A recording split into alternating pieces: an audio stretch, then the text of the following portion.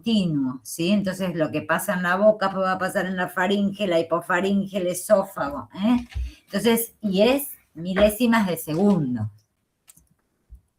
¿Hasta ahora hay alguna duda de lo que fui nombrando? ¿No?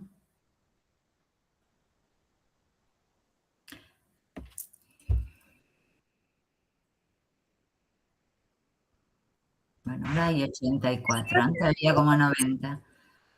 ¿Cómo?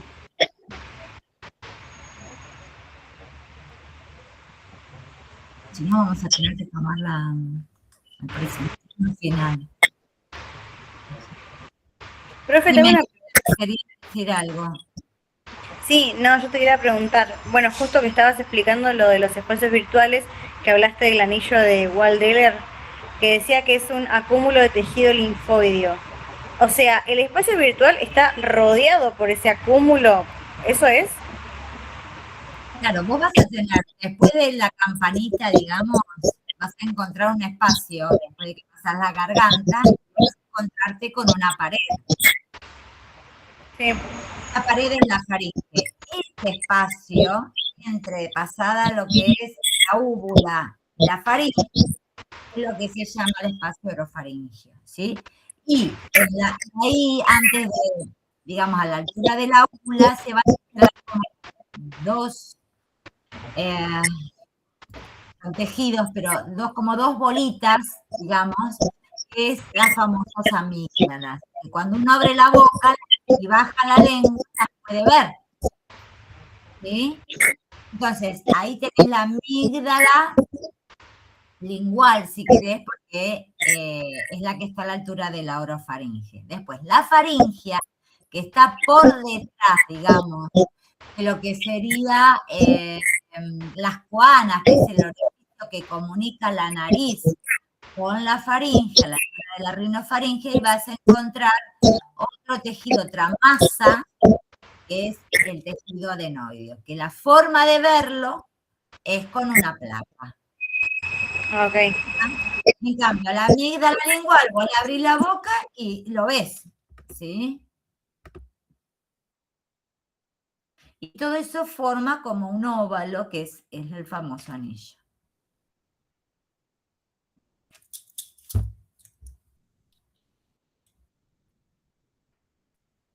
Bueno.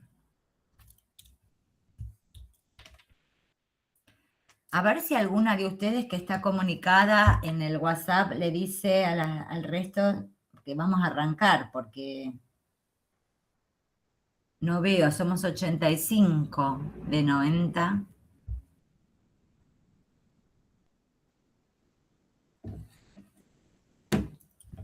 Bueno, yo me voy a apagar la cámara porque por la señal más que nada, ¿sí? Bueno, vamos a compartir, vamos a agarrar, entonces... Ahí voy. Ay, Dios santo.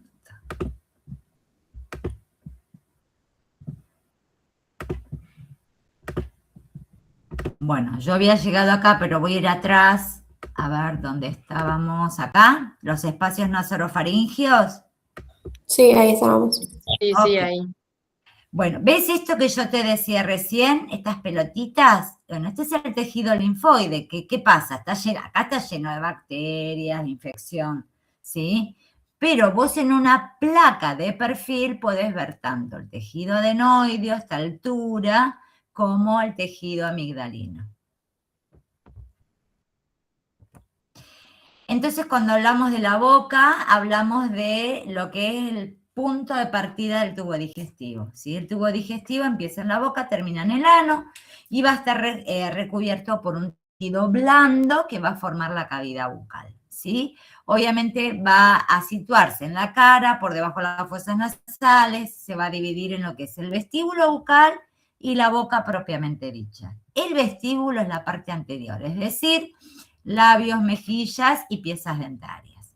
Eso va a ser el vestíbulo. Y la boca, propiamente dicha, es de las piezas dentarias hacia adentro. Bueno, y acá vamos a encontrar las paredes, que también es otra forma de clasificarlo, la pared anterior por los labios, la pared posterior por el velo del paladar y el istmo de las fauces, la pared superior por la bóveda palatina, la pared inferior dada por lengua y piso de boca abajo, y las paredes laterales dadas por las mejillas. Entonces, la parte anterior, labios, posterior, velo, istmo de las fauces, superior bóveda, inferior lengua y piso de la boca, y dos laterales que son las mejillas.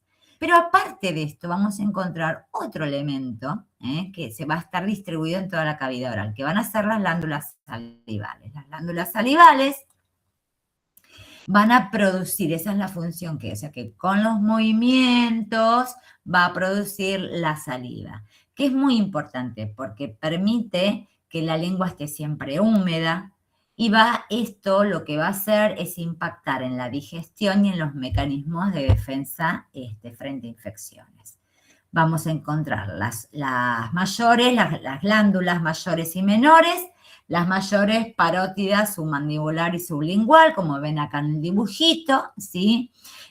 Van a drenar algunas en mejillas, otras van a drenar en el piso de la boca, y entonces entre todas, junto con las menores, que están distribuidas por toda la boca, van a dar la humidificación que requiere la cavidad oral. Por eso lo normal es que haya una mucosa rosada y húmeda. Bueno, esto ya lo vimos, no sé por qué está puesto 2 veces, es lo mismo. Lengua, vamos a la lengua. La lengua, como otra estructura, va a intervenir en todas las funciones: succión, masticación, sorbición, deglución y fonoarticulación. Pero además tiene el sentido del gusto.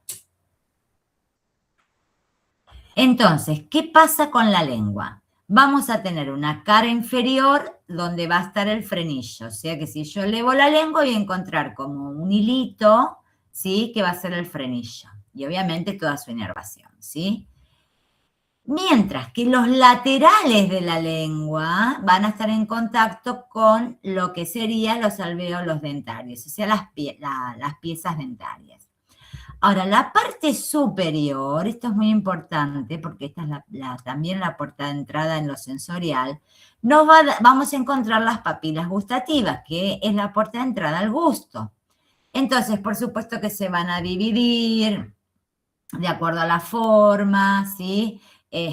Pero que vamos a encontrar, según la localización, en las, digamos, papilas gustativas para lo dulce en lo anterior, en los laterales para lo ácido, en lo lateral anterior para lo salado, ¿sí? Y en lo amargo, en lo posterior, ¿sí?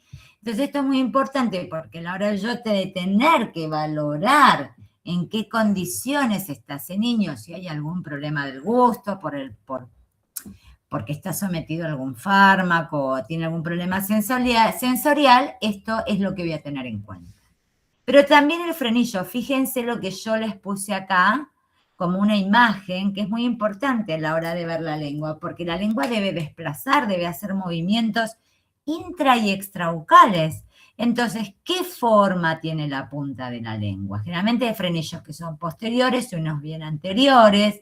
Si se fija la encía o no, permite algún movimiento, cuánto puede levantar la lengua, nada, los laterales o la punta, cuánto puede salir de la cavidad bucal. Esto nos permite medir entonces lo que es el frenillo lingual, ¿sí?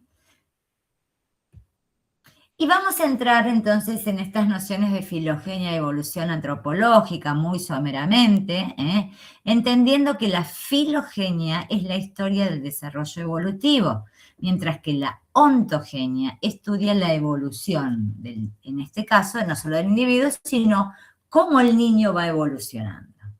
Entonces, desde lo filogenético y entendiendo que estamos hablando del sistema estomatognático, cómo los dientes y mandíbulas se fueron modificando en el transcurso de los millones de años, y si nos hacemos un trabajo retrospectivo hacia atrás, podemos ver cómo los reptiles, entre ellos el cocodrilo, tenía las mandíbulas muy fuertes como para aplastar y atrapar a las presas, pero su apertura no era tan grande.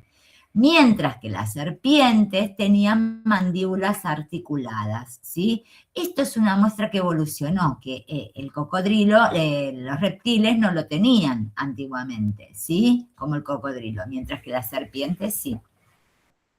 Incluso los dinosaurios también fueron modificando sus estructuras. Por ejemplo, hay ciertos dinosaurios que se ha visto, no veo el mouse, acá, cómo se fueron desgastando estas piezas dentarias y van a ir generando patrones de movimiento mandibular. Algunos presentan formas dentales más tipo cuchara, otros más puntiagudas, ¿sí? Esto hace que de acuerdo a las necesidades del animal, es que van a ir generando modificación en la forma. Esto es lo que, si es que escucharon alguna vez, forma y función van de la mano. ¿Por qué? Porque se va adaptando al medio ambiente. A medida que pasó el tiempo aparecieron los mamíferos que tenían inicialmente mandíbulas muy chiquititas, tenían 3 incisivos, un canino, 4 premolares, 3 premolares. Los herbívoros que tienen, fíjense acá cómo se modifica la estructura, donde los incisivos, que son los roedores, ¿no? Son enormes porque necesitan sobrevivir, a diferencia de los carnívoros, donde los colmillos son mucho más desarrollados, ¿sí? O bien los omnívoros, donde los dientes se van aplanando, y se torna mucho más cuadrada, hasta llegar a los homínidos que presentan arcadas dentarias, ¿ven? En forma de U, ¿ven? Tienen un paladar más plano, tienen grandes caninos, ¿sí? Y claro, llegamos a los grandes monos, donde poseen una marcha cuadrúpeda, que tienen una cabeza orientada hacia adelante, la cara entonces es lo más desarrollada, y tanto las mandíbulas, que no tienen tanto mentón, y las arcadas van a tener forma de U. Y todo fue evolucionando hasta llegar al Homo habilis, donde hay un incremento de la capacidad craneal, justamente por la verticalidad, disminuye la arcada dentaria en tamaño, se ensancha hacia anterior y posterior, se desarrollan los planos oclusales, la articulación, la cavidad glenoidea también se desarrolla, se va haciendo más cóncava, o el Homo erectus, donde los dientes comienzan a perder un poco más de importancia en cuanto a la necesidad de alimentarse, y hay un prognatismo mucho más facial, los huesos se reducen en tamaño, y hay una reducción dental. Y el hombre de neandertal, que bueno, es el que nosotros, digamos, es nuestro eslabón, ¿sí? Donde presenta fosas supraorbitarias robustas, la parte occipital está mucho más desarrollada, hay los primeros esbozos de mentón y el espacio retromolar es mucho más amplio. Y el Homo sapiens, que hay una reducción ya más facial, hay un cambio en la masticación, se reduce el tamaño de los dientes posteriores, ¿sí? Y llegamos a nosotros, donde también hubo un cambio a través del tiempo de la masticación, hubo mucho más procesados, que eso hace que la masticación no se active, y función que no se activa es función que se atrofia, y estructuras que se atrofian porque uno se va adaptando, por eso es muy importante la función masticatoria. Ahora bien, ¿es solo la forma y la función? Vimos cómo esa forma se fue modificando a partir de las necesidades funcionales, pero también es verdad que el niño, a medida que crece, va a ir modificando estas capacidades funcionales, apareciendo lo que se llama inicialmente los actos motores reflejos, para luego, con el crecimiento, el desarrollo y la maduración neurológica, aparecen lo que se va a llamar las praxias estomatognáticas, tanto alimentaria infantil luego la madura y las imitativas para el habla. Estas capacidades orales, como podemos ver, están presentes en la vida intrauterina. Desde un aspecto biológico, el niño recibe la influencia de la madre, o sea que hay cambios a través de la vía hematógena que le pueden producir respuestas específicas o bien causar alteraciones al niño. Por eso es muy importante que la mamá tenga una buena alimentación, se cuide, no esté expuesta y demás. Pero ¿es el único plano? No, hay un plano que es el comportamental y que de hecho permite observar comportamientos del niño, del bebé, ¿no? O del neonato que se está formando, o el futuro neonato, que se va a manifestar en respuestas específicas a estímulos sensoriales, ¿sí? Más allá de la vía hematógena, ¿sí? Por eso lo comportamental es muy importante para ver las conductas de este niño. Y lo afectivo, que obviamente es el más subjetivo de los tres, donde las emociones de la mamá obviamente van a afectar al feto, que está una mamá que está expuesta a estrés, a dificultades, sea cuales fueran, o bien un rechazo emocionalmente del bebé, esto lo puede afectar, ¿sí? Entonces, cuando tenemos una mamá que le habla constantemente, que interactúa con su bebé, con ese feto, ¿sí? Se genera un vínculo mucho más dinámico. Ahora, esto que yo les dije recién, que tienen que ver con los aspectos biológicos, comportamentales y afectivos, también les sucede durante la vida uterina aspectos netamente de los reflejos que van a estar presentes mucho antes del nacimiento, ¿sí? Por ejemplo, el reflejo de succión, que aparece desde la 13ª semana de gesta, como una función no nutritiva, obviamente, y que está ligada al placer, ¿sí? En donde se vio por estudios que los movimientos más frecuentes de los fetos son el bostezo, luego viene la succión relacionada a la deglución del líquido amniótico y a la frecuencia cardíaca. Respecto a la deglución, se hicieron estudios y se pudo observar que se desarrolla durante el segundo trimestre de gesta, donde se ha demostrado por ecografía fetal que la deglución del líquido amniótico es una parte muy importante de la regulación del bebé. Por otro lado, respecto a la cara, entre las semanas 4ª a 8ª del periodo embrionario, gracias al desarrollo de los mamelones faciales, se va a dividir en el mamelón cefálico frontonasal, que constituye luego lo que va a ser la boca primitiva, mientras que los mamelones maxilares se van a ir a una posición más caudal, y los mandibulares van a estar derivados también del primer arco branquial. Entonces vean cómo de un punto se empiezan a derivar las distintas estructuras, ¿sí? Y los reflejos que se van a ir estimulando en la vida intrauterina.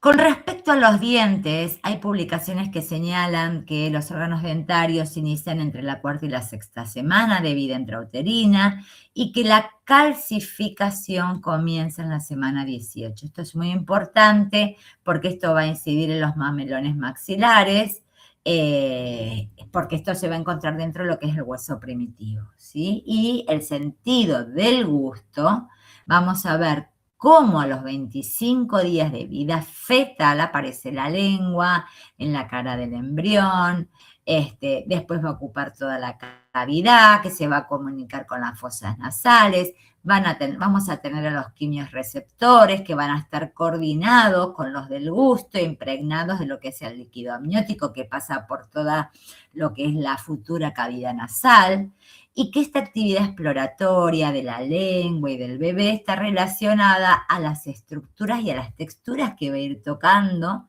como así también a los distintos objetos de esta vida intrauterina, y que van a estar bañadas en el líquido amniótico, tanto lo que es la cavidad aérea nasal como la cavidad bucal. Entonces se ha visto que actividades del sentido como el gusto, bostezar, succionar en forma placentera, digamos, no nutritiva, lamer, protruir y retruir, son funciones o estímulos que aparecen ya desde muy temprano. Ahora bien, tenemos a este bebé que nació, este neonato, donde vamos a encontrar lo que se llaman los actos motores reflejos. ¿Qué son los actos motores reflejos? Son reflejos que suelen tener presentes el bebé al momento del nacimiento y que los médicos y los fonoaudiólogos vamos a tenerlos en cuenta a la hora de la evaluación. Ahora bien, estos actos motores reflejos no están porque sí. ¿Sí? El reflejo de búsqueda, succión, deglución, nauseoso y tusígeno son todos marcadores cualitativos del sistema nervioso. Entonces se valoran en el recién nacido. Y esto sucede o está presente en el momento de nacimiento porque va a tener una relación entre la estructura en cuanto a la forma y el tamaño de la estructura. Si el niño tiene una relación cuando nace cabeza-cuerpo 2-1, ¿sí? Tiene más cabeza que cuerpo. La relación nariz-boca es muy pequeña y muy paralela. El tamaño de la mandíbula, como vamos a ver, está como en una posición al nacimiento hacia atrás, más retruida.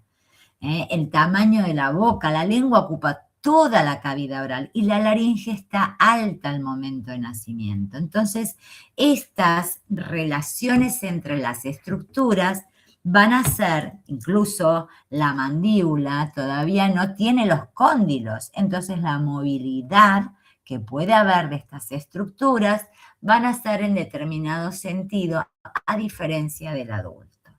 Entonces, estos reflejos que ustedes ven acá, vamos a ver que no solo son indicadores cualitativos del sistema nervioso, algunos de ellos son indicadores cualitativos de la vía aérea, como el reflejo tusígeno y el reflejo nauseoso o digestiva, y otros de la vía oral para la ingesta, como el reflejo de búsqueda, de succión y de deglución.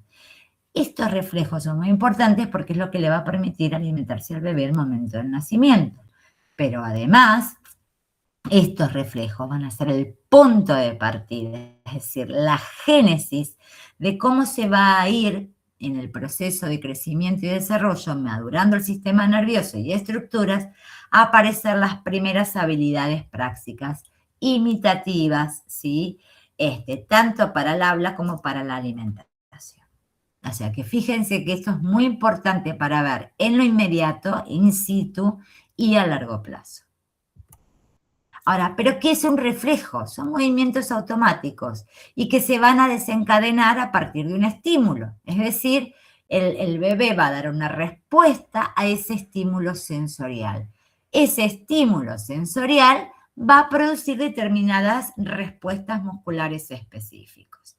En general, en el recién nacido, la mayoría de los movimientos son de tipo automático, ¿sí? Que van a ir, como dije yo, madurando poco a poco este sistema nervioso. Algunos van a hacerse de control voluntario, otros se van a ir perdiendo, como por ejemplo el reflejo de búsqueda, que se va a ir perdiendo y va a dar paso al aprendizaje. Algunos tienen efectos protectores, como dije recién, y sirve para ver, de acuerdo al reflejo, cuál es la madurez de estos niños, especialmente en los recién nacidos pretérmino o prematuros. La presencia y fuerza de un reflejo es un indicador de desarrollo neurológico y funcional. Por eso en el recién nacido se valoran, ¿sí? Ahora bien, cómo esos reflejos que yo les decía, búsqueda, succión, deglución, nauseosos y tusígenos, incluso el reflejo de mordida tiene que ir desapareciendo también. Va a ir dando paso a lo que es la praxia alimentaria infantil. Ahora, ¿esto va solo la praxia alimentaria? No, va de la mano de la motricidad general y manual y de ciertos cambios que se van a ir produciendo en el proceso de crecimiento y desarrollo, como la erupción de los incisivos, la etapa de los mordisqueos, ¿sí? Entonces, esto va a dar paso, este recién nacido que hace todo por reflejo a medida que lo sostiene con la alimentación cada 2, 3 horas o a demanda, implica poco a poco que este reflejo, que va a estar regido por acción del tronco encefálico, va a empezar a enviar sinapsis por otra vía que es a la cortical, es decir, a la corteza. Y esto el niño va a ir dando aprendizaje porque es el adulto que interpreta estas cosas en el niño y va a ir dando respuestas. Entonces, si el bebé llora, sé que tiene hambre. Si el bebé empieza a succionar, en forma intempestiva es porque probablemente tenga hambre. Si el bebé empieza en contextos de alimentación, tiene que ver con el hambre. Entonces, es muy importante entender que la alimentación en sí es un proceso que no implica solo lo biológico, lo estructural o lo funcional. Está atravesado por otras variables, variables familiares, socioeconómicas, culturales, afectivas, emocionales, ¿sí? Y esto se va a poner en juego a la hora de alimentarlo, sea a través del pecho o la lactancia, o dando paso a lo que se llama la praxia alimentaria infantil alrededor de los 5 o 6 meses. 6 meses se espera hoy en día para iniciar con lo que se llama la alimentación complementaria. ¿Qué es la alimentación complementaria? Cuando el niño comienza con los semisólidos. Complementaria, ¿por qué? Porque no descarta la lactancia materna o la ingesta por biberón. Empieza a agregar, por eso es complementaria. ¿Y esto cómo nos damos cuenta? Con la erupción de los incisivos, con los mordisqueos, la postura sedente del niño, todo eso es un cambio y los movimientos verticalizados en boca. Me está diciendo que el niño se está preparando para la alimentación complementaria. Por eso hay un cambio en la alimentación que se hace en forma lenta y progresiva, iniciando semisólidos, y a esto, a medida que se va instaurando en las comidas, el niño aprende que debe anticiparse a la llegada de la cuchara. Esto, que es netamente un aprendizaje experiencial, donde agarra con las manos, luego la cuchara, y se anticipa la llegada, como ven en la foto, me estás diciendo que el niño comprende, le da significado a este contexto alimentario. Y esto es un proceso, entonces, ya más mucho elaborado, que implica la acción de la corteza cerebral. Entonces, estas funciones maduras alimentarias, que es la praxia alimentaria infantil, luego va a dar paso a otra praxia, que es la madura, que es la que vamos a ver ahora, que es cuando el niño ya usa los utensilios, ya puede sorber alrededor de los 9 meses, aparece la mascación entre los 9 y los 12, que es el punto inicial de lo que luego va a ser la masticación, porque masticar es mucho más que mascar, ¿sí? Masticar implica, como van a ver la próxima, el corte, la trituración y la molienda. Y estos niños, para poder hacer molienda, necesitan las piezas dentarias. Entonces, inicialmente será una mascación que va a ir evolucionando la masticación. Ahora, ¿qué participación de la musculatura va a dar en estas funciones alimentarias de sorbición, de deglución y de mascación? Sinergias musculares, faciales, linguales, velares, mandibulares, todas van a estar regidas inicialmente por la musculatura o el séptimo par craneal, que es el facial, ¿sí? Luego van a ir dando paso poco a poco a la función o la praxia madura alimentaria, que se da alrededor de los 5 o 6 años y que esto se corresponde con otro estallido de crecimiento, que es el recambio dentario, que es alrededor de los 5 o 6 años. ¿Qué pasa? Este niño ya usa todos los utensilios, ya tiene autonomía en la ingesta, hay acciones sinérgicas musculares, faciales, linguales, velares y mandibulares, pero aquí ya no está regida por el séptimo par, va a estar regida con una participación activa de la musculatura mandibular, es decir, la trigeminal, es decir, del nervio trigémino. Entonces, a nivel alimentario vamos a pasar de los reflejos a la praxia alimentaria infantil, de la praxia alimentaria infantil a la praxia alimentaria madura, ¿sí? La diferencia es que el reflejo, a partir de lo que usa en la función, establece conexiones con corteza y el chico aprende, dándole significado y utilizando y anticipándose. Y luego la madura, que es cuando ya puede comer solito, haciendo uso de toda su musculatura, de todos los utensilios, con una participación más mandibular. Y odonto y fono, ¿solo va a ver la praxia alimentaria? No, también tenemos al habla como funciones.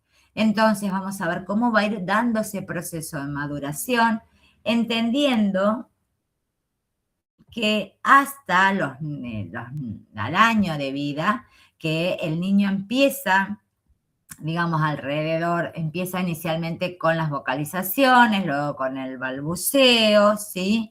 Y ese balbuceo al año y de 18 a 30 meses, es decir, año y medio a 2 años y medio, vamos a ver un comportamiento alimentario y una actividad intencional.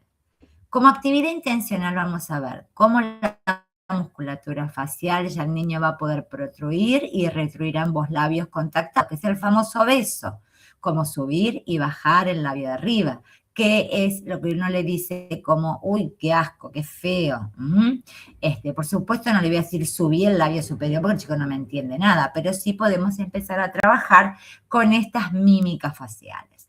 A nivel lingual, subir y bajar la lengua fuera de la boca o sacar y entrar la lengua de la cavidad bucal. Y a nivel mandibular, la propulsión y la debución, es decir, morderme el labio de arriba, elevar la mandíbula. Ahora, desde el comportamiento alimentario vamos a ver cómo está dando la absorción de líquidos con taza, cuchara y bombilla. Fíjense que en esta edad el chico ya debería propulsionar la lengua y los labios, aspirar con los buccinadores, elevando mandíbula, fijando la lengua en el piso de la boca para la absorción. Y la masticación de sólidos, o sea, el uso de sólidos no blandos, que implique un corte, una trituración y una molienda. Y vamos a ver cómo la lateralización lingual y la coordinación ojo-mano-boca se pone en juego durante la alimentación, donde el niño puede coordinar el uso, no solo agarrar la cuchara, sino pues saber que se la lleve a la boca. Entre los 2 años y medio y 3 años y medio, el niño va a lograr capacidad práctica, orofacial, imitativa, deglutoria y alimentaria. ¿Qué se va a agregar en esta época de su vida? Poder protruir ambos orbiculares no contactados, por ejemplo, para un soplo, o solo los maxilares, o elevar la lengua sobre el labio superior, el gesto de rico. O lateralizar la lengua hacia las comisuras, o elevar y descender la mandíbula, extender y flexionar el cuello. O sea que me van a decir, ay, chico, sopla las velitas al año. Y déjame dudar, ¿puede que alguno lo haga? Puede ser, si la maduración y el estímulo familiar o del hogar, esto lo vienen haciendo, pero la verdad es que en línea general el niño no sopla al año. Entre los 3 años y medio y 5 años y medio, el niño logra la praxia imitativa con labios protruidos y cerrados y vegetativas alimentarias. ¿Qué vamos a ver? Con labios protruidos, o sea, labios hacia adelante y cerrados, ¿sí? ¿Qué le podemos pedir? Protrusión mandibular. Acá le podemos pedir la protrusión mandibular o la retropulsión y propulsión del labio inferior sobre el superior, ¿sí? el giro lingual, alrededor de las arcadas dentarias de los dientitos, la protrusión de la mandíbula, inflar ambas mejillas, y a nivel imitativo, con protrusión de labios y en forma cerrada, le podemos pedir aumento de los carrillos a contrarresistencia. Y vamos a ver acá un aspecto que es importante para el aula, que tiene que ver con el aspecto psicomotriz lingual. El aspecto psicomotriz lingual es el que generalmente se evalúa antes de iniciar a los 6 años con el ingreso escolar, donde se va a ver no solo cómo el niño logra la amplitud, velocidad, duración y dirección del movimiento, sino el punto articulatorio. Entonces, a nivel imitativo, estas praxias nos sirven para ver si puede morder el labio superior con incisivo inferior, vibrar ambos labios con o sin sonido, girar la lengua a ambos labios, ahuecar la lengua, vibración lingual para la R, control de la lateralización mandibular, inflar mejillas y lateralizarlas, arriba, abajo, a una mejilla, a la otra. Contraer y elevar las aletas nasales, contraer el entrecejo, abrir y cerrar los párpados, realizar movimientos con los ojos hacia arriba, hacia abajo, hacia la derecha, hacia la izquierda, guiñar el ojo, inclinar el cuello hacia la izquierda. Y todo esto va a ir acompañando las praxias alimentarias y respiratorias, ¿sí? En su coordinación. Y llegamos al final, entonces, que es cómo este sistema estomatognático va a lograr el equilibrio. Es decir, este sistema del buccinador y el sistema linguoideo-faringolaringio. ¿Qué es esto? Es como las estructuras, la forma, ¿sí? Y la función permiten el equilibrio durante el proceso de crecimiento. A nivel bucal, el mecanismo del buccinador, que es la capa más profunda de la musculatura facial, junto con el orbicular de los labios y el constrictor superior de la faringe, van a conformar lo que se llama el mecanismo del buccinador o bufanda del buccinador. ¿Qué significa esto? Que los dientes, como están todos alineados, mantienen la integridad gracias a la acción de estos grupos musculares. La lengua lo soporta internamente a las piezas dentarias. O sea, yo tengo la lengua acá y entonces esto va a, digamos, ejercer una fuerza hacia afuera. Mientras que los buccinadores, que lo envuelven lateralmente, hacen una fuerza de colapso o constricción, ¿sí? Lo van a envolver desde lo exterior, mientras que la lengua desde el interior. Y junto con el orbicular, y acá tenemos los constrictores de la faringe, van a darle la forma y el equilibrio en estas piezas dentarias. Porque la pieza dentaria, salvo que haya un problema estructural o alguna lesión, van a erupcionar. Entonces, este equilibrio muscular es lo que le va a dar la forma, ¿sí? Esto es muy importante a nivel bucal, porque estas piezas dentarias tienen una posición. Pero la pieza dentaria, la boca solamente voy a ver, no, hoy vimos al sistema integral, donde va a haber cadenas musculares que van a jugar un papel preponderante. Este esquema, que es el famoso esquema de Brody, o bien la postura ortostática o la estabilidad, va a tener en cuenta al cráneo, que va a actuar en equilibrio con la columna cervical, y que esto debe mantener un funcionamiento normal. O sea que la cabeza en su posición ortostática, por acciones de la musculatura, va a dar lo que se llama la cadena posterior. Esta cadena posterior está representada por la musculatura, digamos, cráneo cervical, y da musculatura de lo que es toda dorsal, o sea, de toda la espalda.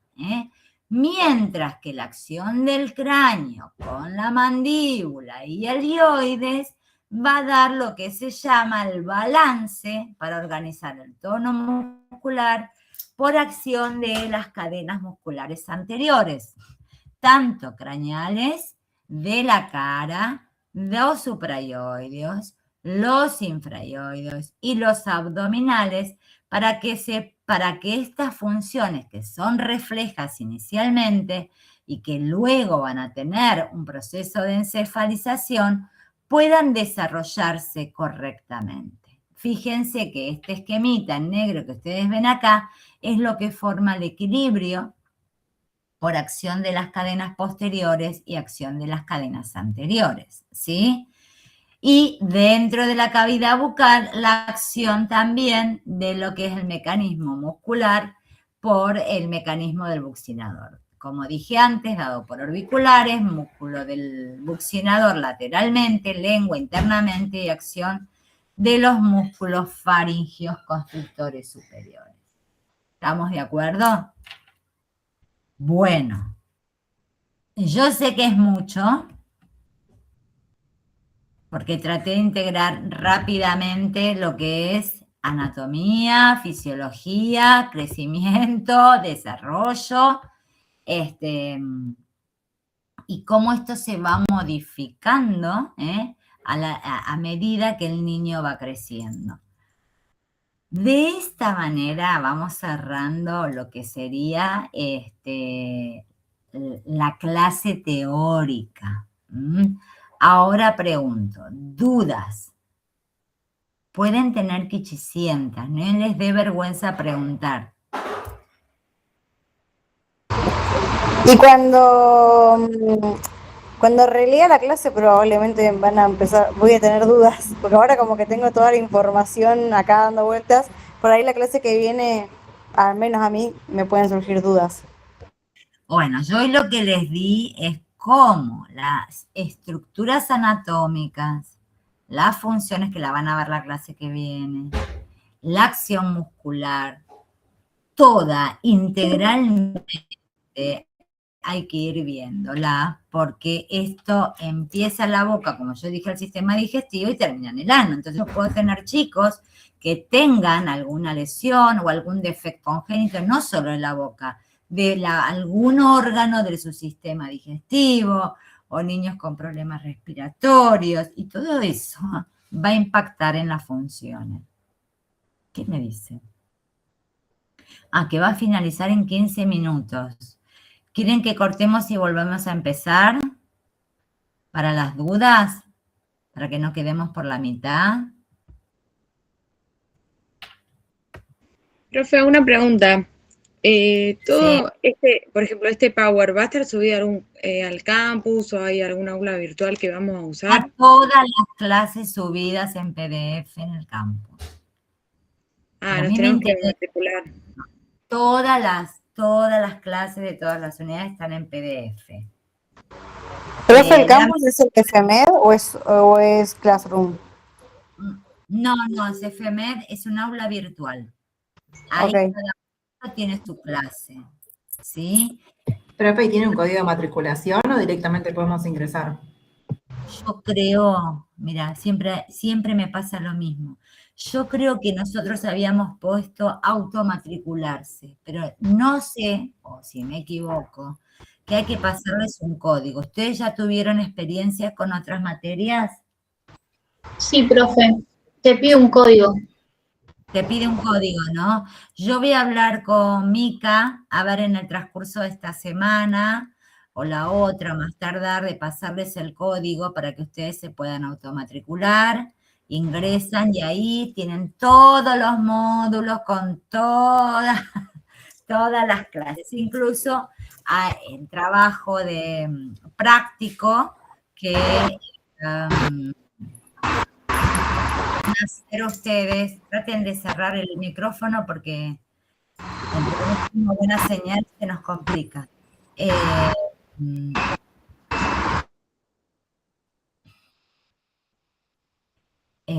Decía que ahí incluso van a encontrar los trabajos prácticos, porque el trabajo práctico no lleva nota. el trabajo práctico es para que cada una se pueda autoevaluar en el sentido que puede producir con todo esto que nosotros vamos dando y uno les va presentando casos a ver qué pueden hacer con esto, ¿sí? Por eso es parte del entrenamiento, entonces por eso no va con nota, ¿estamos de acuerdo?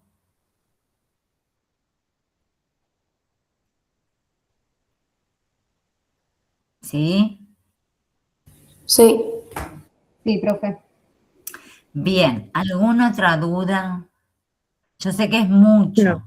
Yo No, creo, pero profe, que cuando podamos, cuando vayamos a leer el PDF, capaz que ahí vamos a abordar a las dudas, porque como que es un montón bueno, pero y como ustedes que te va. anatomía, fisio ya la tuvieron en el ámbito de Sí, la... obvio, sí, pero capaz que, viste que a veces volver a releer te surge alguna duda. Bueno, entonces lo que yo les digo es lo siguiente, revean, no para estudiarse de memoria, traten de ver aunque sea con imágenes, cuáles son las estructuras, la próxima van a tener con Mica lo que es las funciones, entonces ahí en esa función de acuerdo a la edad, cómo va a ir pasando de una estructura a otra el alimento, y entonces qué mecanismos entran en juego, cuáles son los riesgos, ¿sí? Entonces, en realidad tenemos hasta las 7 de la tarde, pero bueno, si ustedes no tienen dudas, cortamos. Si tienen dudas o quieren ver algo, o tienen dudas con la dinámica de lo que planteamos, nada, nos volvemos a conectar, mando otro link y lo hacemos tranquilas. Díganme ustedes a mí, porque yo me lo voy manejando conforme a las demandas del alumno. Yo creo, profe, que si usted pudiera lo más pronto posible ingresarnos al campus y leer antes de la clase, nos va a servir para esto, para poder evacuar las dudas. Porque ahora es como pasó todo tan rápido que por ahí necesitamos procesar. Bueno, yo digo, de ahora nada, esto lo vamos a hacer, pero digo, de ahora, ¿hay algo que no entendieron, que dijeron esto no entiendo un pomo?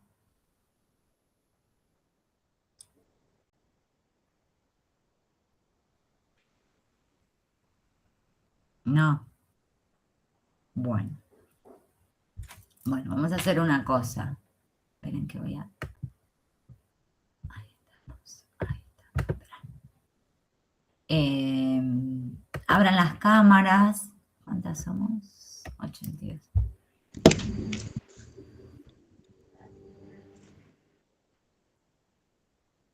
¿Están todas con cámara abierta? Yo tendría que verlo acá, ¿no?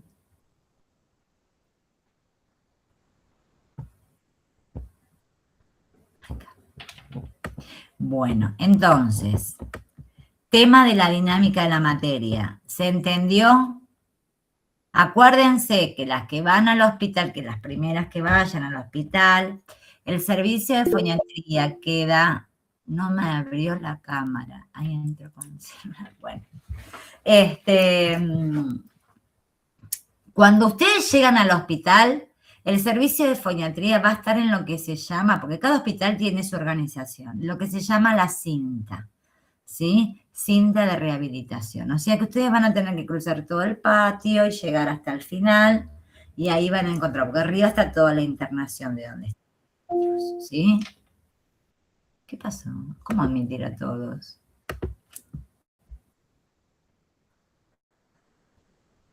¿Quién ingresó recién? A ver, se va a chequear acá. Yo, profe, ingresé porque salí de la compu y entré desde el celu. Soy Agustina Lorenzo. La que me dijiste recién. Ok. Bueno, vuelvo a repetir por si no lo escuchaste.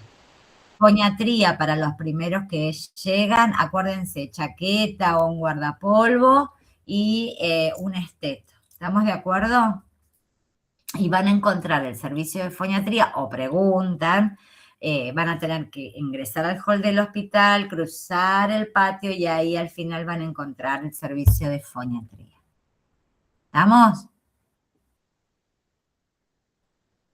¿Sí? Van a ver pacientes